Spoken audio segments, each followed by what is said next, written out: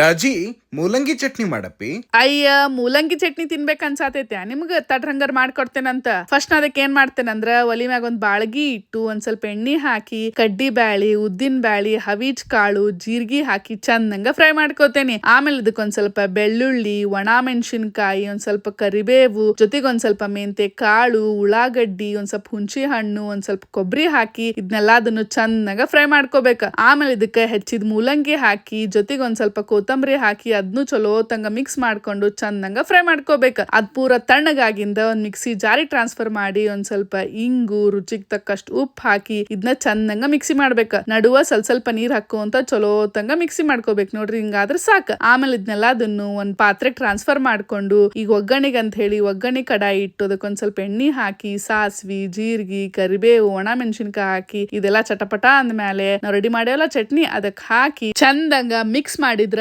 ಮಸ್ತ್ ಅಂದ್ ರುಚಿ ರುಚಿಯಾಗಿರೋ ಮೂಲಂಗಿ ಚಟ್ನಿ ರೆಡಿ ಆಕೇತಿ. ಬರ್ರಿ ತಗೋರ್ರಿ ತಿನ್ರಿ ಹೆಂಗಾಗೇತಂತ ರುಚಿ ನೋಡಿ ಹೇಳ್ರಿ.